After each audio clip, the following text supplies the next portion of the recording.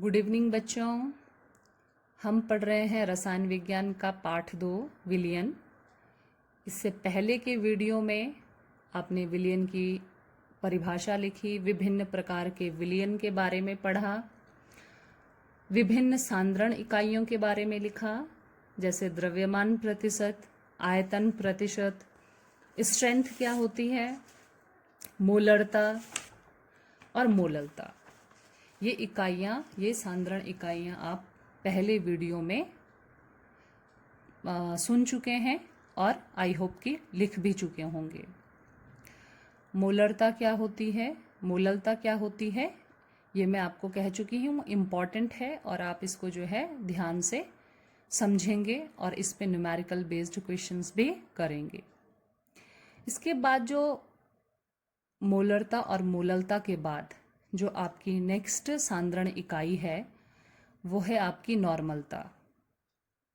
नॉर्मलता को capital N से लिखा जाता है, एन द्वारा व्यक्त किया जाता है। ABCD का जो कैपिटल एन होता है उससे हम नॉर्मलता को व्यक्त करते हैं। तो पहले आप परिभाषा लिखेंगे। विलयन के 1 लीटर में उपस्थित विलेय के ग्राम तुल्यांकों की संख्या उस विलयन की नॉर्मलता कहलाती है। यानी विलयन के 1 लीटर में विलेय पदार्थ के कितने ग्राम तुल्यांक हैं, या हम कहेंगे कि विलयन के 1 लीटर में विलेय के ग्राम तुल्यांकों की संख्या कितनी है, वो ही आपकी नॉर्मलता बताती है। तो नॉर्मलता बराबर विलेय के ग्राम तुल्यांकों की संख्या बटा विलयन का आयतन लीटर में। और एज अ रिप्रेजेंटेशन इसको लिखते हैं n बराबर, g का मतलब है ग्राम, g EQ से करते हैं, यानी इसका मतलब होता है इक्विवेलेंट। तो नंबर ऑफ ग्राम इक्विवेलेंट बटा आयतन लीटर में। कंफ्यूज नहीं होंगे, GEQ जो लिखा गया है उसका मतलब है विलेय के ग्राम तुल्यांकों की संख्या, यानी ग्राम इक्विवेलेंट। अब आप सोचेंगे ग्राम इक्विवेलेंट क्या होता है। बहुत सिंपल है बच्चों, जिसको हम बोलते हैं ग्राम तुल्यांक की संख्या। वो क्या होता है, ग्राम तुल्यांकों की संख्या बराबर होता है विलेय का द्रव्यमान बटा विलेय का तुल्यांक भार। विलेय का द्रव्यमान बटा विलेय का तुल्यांक भार। और यहाँ पे विलेय का द्रव्यमान हम W से लिख रहे हैं। पहले भी हमने विलेय का द्रव्यमान W से लिखा। W क्यों लिखते हैं, क्योंकि W का मतलब होता है वेट। तो आप या तो उसको वेट पढ़ें या द्रव्यमान पढ़ें या भार पढ़ें, इससे कोई फर्क नहीं पड़ता है। W इसलिए लिखा गया है क्योंकि W का मतलब है वेट। तो ग्राम तुल्यांकों की संख्या क्या होती है, भार या द्रव्यमान किसका, विलेय का, बटा विलेय का तुल्यांक भार। और तुल्यांक भार को यहाँ पे E से लिखा गया है। अब तुल्यांक भार क्या है, द्रव्यमान तो आपको पता है, द्रव्यमान भार जो दिया गया है, जो बताया रहता है। जैसे मैं कहूँ कि 2 किलो NaCl, तो 2 किलो NaCl का मतलब है कि यहाँ पे W जो है वो 2 है, 2 kg, 2 kg आपका जो है आपका W है, यानी जो द्रव्यमान या जो भार आपको दिया गया है। ठीक है। इसके बाद विलेय का जो तुल्यांक भार है, ये थोड़ा आपको जानने की जरूरत है कि विलेय का तुल्यांक भार क्या होता है। इसको आप अच्छे से नोट भी करेंगे, थोड़ा कंफ्यूजिंग है ये, लेकिन ध्यान देंगे तो आपको सब पता चल जाएगा। अब देखो, W मैंने आपको बता दिया क्या होता है। जो आपको भार दिया गया है, आप उसको द्रव्यमान कहें, भार जो आपको दिया गया है। लेकिन तुल्यांक भार क्या होता है बेटा, तुल्यांक भार होता है, तुल्यांक भार हम यहाँ पे E से लिख रहे हैं, तो तुल्यांक भार E बराबर होता है विलेय का अणुभार बटा X फैक्टर। अणुभार आपको पता है, जैसे मैंने आपको अमोनिया का बताया था कि अमोनिया का जो है आप, या हम कहेंगे कि नाइट्रोजन का जो है भार कितना होता है, 14 होता है। या हम कहेंगे कि ऑक्सीजन का कितना होता है, 16 होता है। और ऑक्सीजन कोई भी आपका कंपाउंड है, आप जब उसके भारों को ऐड करते हैं वो आपका अणुभार हो जाता है। तो आप देखेंगे कि विलेय का जो तुल्यांक भार होता है वो बराबर होता है विलेय का अणुभार बटा X फैक्टर। अब अणुभार तो आपने पिछले मोलरता और मोललता में भी पढ़ा है, उसको हम एम से लिखते हैं, कैपिटल एम से लिखते हैं। लेकिन एक्स फैक्टर क्या है यहाँ पे, ये जानना बहुत ज़रूरी है। तो बच्चों, एक्स फैक्टर जो होता है वो विभिन्न पदार्थों के लिए अलग अलग होता है। यानी पदार्थों के लिए, यानी हमारी कोई चीज़ अम्ल भी हो सकती है, जो हम पढ़ रहे हैं वो अम्ल भी हो सकता है, क्षार भी हो सकता है, और आपका लवण भी हो सकता है। तो बच्चों, अम्लों के लिए एक्स फैक्टर का निर्धारण इस बात से होता है कि कोई अम्ल कितने H+ आयंस दे सकता है। कोई भी अम्ल आपके कितने H+ आयंस को रिलीज करता है या दे सकता है, उतना उसका एक्स फैक्टर गिना जाता है। जैसे आपका जो है, हम देखेंगे कि HCl है। अब बच्चों, आप HCl को देखोगे तो यहाँ हमें सिर्फ एक H+, ये अगर आयनित होता है तो हमें सिर्फ एक H मिल सकता है। तो इसका एक्स फैक्टर यानी ये जो अम्ल है इसका एक्स फैक्टर 1 है, क्योंकि ये सिर्फ एक H+ दे सकता है। वहीं पे अगर हम H2SO4 गिनेंगे या H2SO4 का एक्स फैक्टर देखेंगे तो ये 2H+ प्लस SO4 2- में आयनित हो सकता है। और हम क्योंकि देख रहे हैं यहाँ पे H2SO4 हमको 2H+ यानी 2 हाइड्रोजन धन आयन दे सकता है, तो इसका एक्स फैक्टर यहाँ पे 2 होगा। तो एक्स फैक्टर अम्लों के लिए कितना होता है, जितना H+ आयन वो दे सकते हैं। और क्षार के लिए एक्स फैक्टर कितना हो सकता है, तो क्षार जितने OH- आयन दे सकते हैं। जैसे आपका NaOH है, तो NaOH अगर आयनित होता है तो Na+ में और OH- में। हम यहाँ देख रहे हैं कि NaOH सिर्फ एक OH- आयन दे सकता है, इसलिए यहाँ पे NaOH का एक्स फैक्टर 1 होता है। और अगर हम लवणों के बारे में बात करें तो लवणों के लिए कोई भी लवण है, माना आपका जो है NaCl है। मैं एग्जाम्पल यहाँ पे दिखाती हूँ आपको। सपोज करो आपका NaCl है। अब NaCl आयनित होगा तो बनाएगा Na+ और Cl-। ठीक है। अब इसमें एक्स फैक्टर किसको गिना जाता है बेटा, धनायन पर जितना भी आवेश होता है। ये आपका सोडियम है, सोडियम धनायन है, और धनायन पर आपका जितना भी धन आवेश होता है वो आपका निर्धारण करता है कि उसका एक्स फैक्टर कितना माना जाएगा। तो आई होप कि ये समझ गए होंगे आप कि तुल्यांक भार का मतलब क्या होता है। तुल्यांक भार का मतलब होता है अणुभार बटा एक्स फैक्टर। हालांकि इसकी यहाँ पे ज़रूरत है नहीं, अभी आपका काम नॉर्मलता में इतने से ही चल जाएगा, लेकिन ये इम्पॉर्टेंट है और ये सबको पता होना चाहिए कि विलेय का जो तुल्यांक भार होता है वो आप कैसे निकालते हैं, क्योंकि आप भी कंफ्यूजन में रहेंगे कि भैया तुल्यांक भार हुआ क्या। तो तुल्यांक भार का मतलब होता है विलेय का अणुभार बटा एक्स फैक्टर। अणुभार आपको मालूम है कि जो द्रव्यमान संख्या होती है उसको जोड़कर आप निकाल लेते हैं, और एक्स फैक्टर जो है आप इस तरह से निकालेंगे जैसे मैंने आपको बताया कि अम्ल, क्षार और लवण का एक्स फैक्टर हम कैसे निकालेंगे। तो अब आप देखेंगे कि हमने लिखा था कि नॉर्मलता बराबर क्या होती है, विलेय के ग्राम तुल्यांकों की संख्या बटा विलयन का आयतन लीटर में। अब ग्राम तुल्यांकों की संख्या जो है, ग्राम तुल्यांकों की संख्या बराबर हमने लिखा विलेय का द्रव्यमान W और विलेय का तुल्यांक भार E। तो हम इस टर्म को यानी W बटा E को हम जो है विलेय के ग्राम तुल्यांकों की संख्या की जगह पर रखेंगे, तो N बराबर आपका हो जाएगा W बटा E। W यानी विलेय का द्रव्यमान और E यानी विलेय का तुल्यांक भार बटा विलयन का आयतन लीटर में।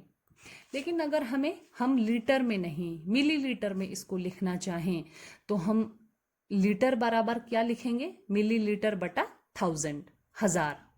और इन्हीं चीजों को यानी इन्हीं इकाइयों को समीकरण 1 में रखने पर आपकी जो फाइनल टर्म निकलेगी वो होगा N बराबर W गुणागे 1000 E गुणागे VmL। देखो बच्चों, आपका काम तो सिर्फ इतने से ही चल जाएगा कि नॉर्मलता, क्योंकि अगर पूछा जाता है, परिभाषा पूछी जाती है तो सिर्फ इतना ही पूछा जाता है कि नॉर्मलता क्या होती है। और नॉर्मलता बराबर आप अगर लिखेंगे कि विलयन के 1 लीटर में उपस्थित विलेय के ग्राम तुल्यांकों की संख्या उस विलयन की नॉर्मलता कहलाती है और इसे n से प्रदर्शित किया जाता है, तो ये काफी होता है। लेकिन ये जो आपको बताया जा रहा है कि n बराबर W गुणा गए 1000 बटा E गुणा गए VmL जो है, ये जो आपको बताया जा रहा है, ये न्यूमेरिकल इन्हीं फॉर्मूलों पे बेस्ड होते हैं, वहां आपको इसकी जरूरत होती है, इसलिए ये आपको जो है ओपनली कराया जा रहा है। अब नॉर्मलता की जो इकाई होती है उसको हम लिखते हैं ग्राम इक्विवेलेंट बटा लीटर लिखेंगे, क्योंकि आपका जो है तुल्यांकों की संख्या बटा विलयन का आयतन लिखा जा रहा है लीटर में, तो हम लिखेंगे ग्राम इक्विवेलेंट बटा लीटर या फिर ग्राम इक्विवेलेंट लीटर की घात -1। लीटर जब बटे से ऊपर आता है तो वो नेगेटिव हो जाता है, इसलिए हम उसको लिखेंगे लीटर की घात -1। अब नॉर्मलता भी जो होती है ये ताप पर निर्भर करती है।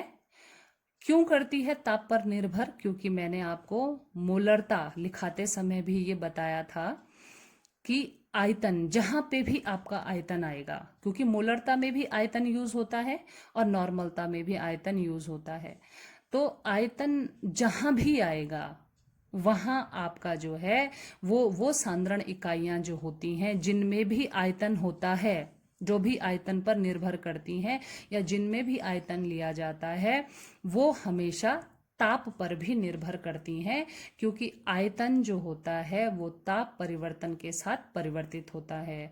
अगर आप ताप बढ़ाएंगे तो आयतन बढ़ेगा और अगर आप ताप घटाएंगे तो आयतन भी घटेगा। अच्छा, तो नॉर्मलता के बाद जो आपकी नेक्स्ट सांद्रण इकाई है वो है आपकी फॉर्मलता।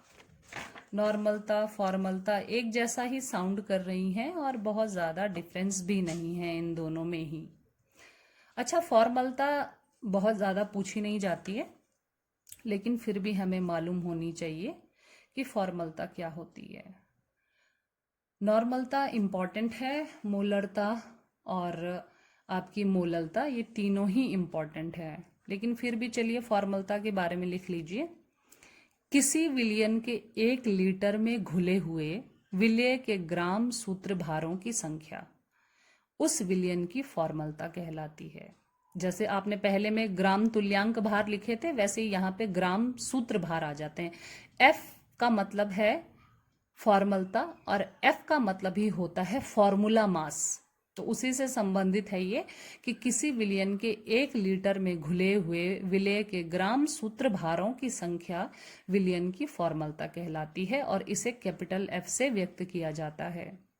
फॉर्मलता एफ बराबर क्या होता है? विलेय के ग्राम सूत्र भारों की संख्या। जैसे आपने नॉर्मलता में लिखा था कि ग्राम विलेय के ग्राम तुल्यांकों की संख्या, थोड़ा सा डिफरेंस है यहाँ पे, वहां पे ग्राम तुल्यांकों की संख्या थी, यहाँ पे है ग्राम सूत्र भारों की संख्या बटा विलयन का आयतन लीटर में।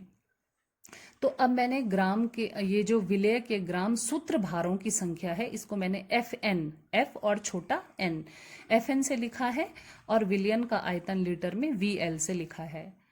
तो विलेय के ग्राम सूत्र भारों की संख्या क्या होती है, इसको आप लिखेंगे कि विलेय के ग्राम सूत्र भारों की संख्या FN बराबर विलेय का द्रव्यमान जो आपको दिया गया है और विलेय का फॉर्मूला द्रव्यमान। फॉर्मूला द्रव्यमान को हम FM से लिखेंगे। FN बराबर यानी विलेय के ग्राम सूत्र भारों की संख्या FN बराबर विलेय का द्रव्यमान बटा विलेय का फॉर्मूला द्रव्यमान। फॉर्मूला द्रव्यमान यानी आपका जो फॉर्मूला है उसके अनुसार द्रव्यमान कितना निकल रहा है, वो आपका होता है फॉर्मूला।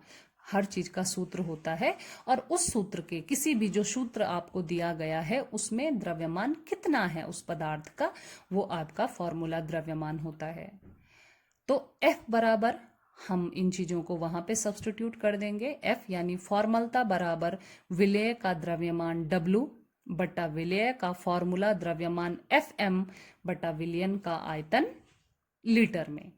और अगर लीटर को हम मिलीलीटर में कन्वर्ट करेंगे तो VL बराबर हम लिखेंगे VML, यानी आयतन मिलीलीटर में बटा 1000। और इन सारी चीजों को जब हम फॉर्मलता के समीकरण में रखेंगे तो F बराबर यानी फॉर्मलता बराबर हमारा हो जाएगा W यानी विलेय का द्रव्यमान गुणा गए 1000 बटा FM यानी विलेय का फॉर्मूला द्रव्यमान। मैंने कहा भी फॉर्मूला द्रव्यमान का मतलब है फॉर्मूले के अनुसार कितना द्रव्यमान निकल रहा है पदार्थ का, गुणा गए V मिलीलीटर में।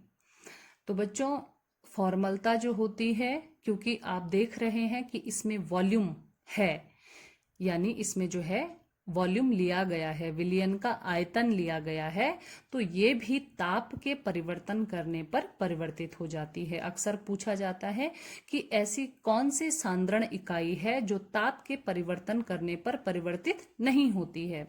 तो आपने अभी तक देखा कि अभी तक तो जो हमने पढ़ा उसमें सिर्फ मोललता, छोटा m जिसको हम छोटे m से लिखते हैं, स्मॉल m से लिखते हैं, सिर्फ वो ही एक ऐसी सांद्रता इकाई है जो कि ताप पर निर्भर नहीं करती है, क्योंकि वहां जो है आयतन नहीं प्रयुक्त होता है, विलायक का द्रव्यमान लिया जाता है और द्रव्यमान कभी भी ताप पर निर्भर नहीं करता है। आगे चलते हैं। इसके जो नेक्स्ट इकाई है आपकी वो है मोल प्रभाज। मोल प्रभाज को देखो मैंने एक लंबे x से लिखा है, जीटा इसको बोलते हैं, लेकिन आप इसको x ही मानिए, x से ही हम डिनोट करेंगे इसको। क्या होता है मोल प्रभाज? इसको मोल प्रभाज, कहीं कहीं मोल प्रभाज लिखा होता है, कहीं मोल अंश भी लिखा होता है, तो कंफ्यूज नहीं होंगे। मोल प्रभाज और मोल अंश एक ही चीजें हैं। देखिए मोल आप जानते हैं मोल क्या होता है, मोल की परिभाषा भी दी गई है आपको, और मोल क्या होता है ये आप जानते हैं। जैसे अभी हमने देखा था कि n से मोल एक्चुअली एक नंबर होता है जो किसके बराबर होता है, अवोगाद्रो संख्या के बराबर होता है। तो फिलहाल हम यहाँ पे देखेंगे कि जो मोल है उसका भी अंश, उसका भी टुकड़ा, उसका भी फ्रैक्शन, उसको हम मोल प्रभाज कहते हैं। तो एक विलयन में किसी अवयव का मोल प्रभाज उस अवयव के मोलों की संख्या तथा विलयन में उपस्थित सभी अवयवों के कुल मोलों की संख्या के अनुपात के बराबर होता है। एक विलयन में किसी अवयव का मोल प्रभाज या मोल अंश उस अवयव के मोलों की संख्या तथा विलयन में उपस्थित सभी अवयवों के कुल मोलों की संख्या के अनुपात के बराबर होता है। इसको आप ऐसे समझेंगे कि कोई विलयन है, कोई भी विलयन है, और वो विलयन जो है दो घटक कणों या दो अवयवों से मिलकर बना है। एक तो आपका A है और दूसरा आपका B है, यानी कोई विलयन है वो आपका A और B से मिलकर बना हुआ है। तो A और B के जो मोल होंगे उनको हम कैसे लिखेंगे? आपको पता है मोल को N से लिखा जाता है, स्मॉल n से। तो हम लिखेंगे Na तथा Nb। Na यानी A के मोल Na और B के मोल Nb। A के मोल, मैंने कहा कि कोई विलयन है वो दो चीजों से मिलकर बना है, A और B। तो A के जो मोल हैं उनको हम लिखेंगे Na से, और B के जो मोल हैं उनको हम लिखेंगे Nb से। ठीक है, ये Na और Nb जो है A और B के मोलों की संख्या होगी, मोलों की संख्या Na और Nb होगी। तो मोल अंश किससे लिखेंगे? तो मोल अंश हम लिखेंगे बच्चों XA तथा XB से, यानी A का मोल अंश लिखा जाएगा XA से और B का मोल अंश लिखा जाएगा XB से। ठीक है, तो अभी आपने क्या लिखा था कि किसी भी अवयव का जो मोल अंश होता है वो उस अवयव का मोल अंश बटा टोटल का,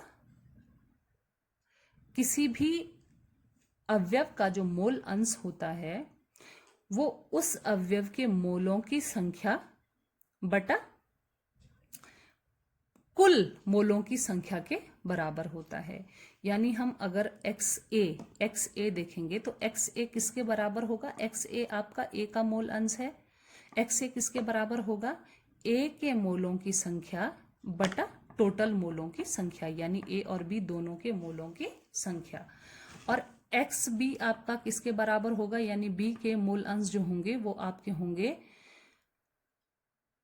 बी के मोल बटा टोटल मोल, यानी ए और बी दोनों के मोल।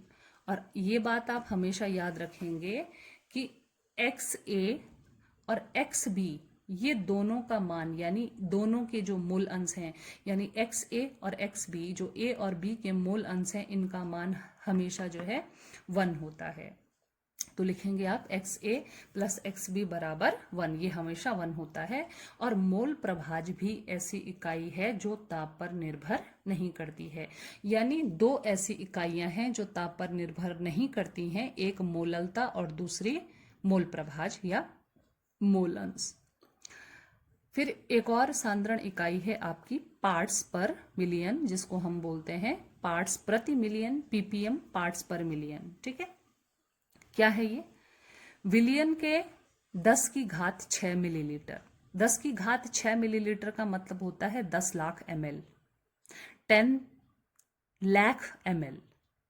तो विलियन के 10 की घात 6 मिलीलीटर में उपस्थित विलेय का ग्राम में भार, विलेय का ग्राम में भार को विलियन की पीपीएम में सांद्रता कहते हैं। यानी अगर आपको पार्ट्स प्रति मिलियन या पार्ट्स पर मिलियन में सांद्रता निकालनी है तो सिंपल आपको क्या लेना है, विलेय का भार ग्राम में बटा विलियन का आयतन ml में, और उसको गुणा कर देंगे 10 की घात 6 से। जैसे बाकी सांद्रता इकाइयां थी, पार्ट्स पर मिलियन भी ठीक वैसे ही है, बस इसमें फर्क इतना है कि आपको जो है इसको 10 की घात 6 से गुणा करना पड़ेगा। पीपीएम में सांद्रता बराबर होती है विलेय का भार ग्राम में, विलियन का आयतन मिलीलीटर में, गुणा गए 10 की घात 6। तो ये जो है इतनी आपकी सांद्रता इकाइयां थी जिनको आप अच्छे से कॉपी में नोट भी करेंगे। और इन सांद्रता इकाइयों पर जो है आपके न्यूमेरिकल प्रॉब्लम बेस्ड होती हैं, और जनरली जो है वो न्यूमेरिकल प्रॉब्लम्स भी पूछी जाती हैं, जिसके लिए कि मैं आपको सूत्र दे चुकी हूँ। तो आप इनको थोड़ा सा प्रैक्टिस करेंगे और एनसीईआरटी की बुक में जो क्वेश्चन दे रखे हैं उनको आप सॉल्व करेंगे। धन्यवाद।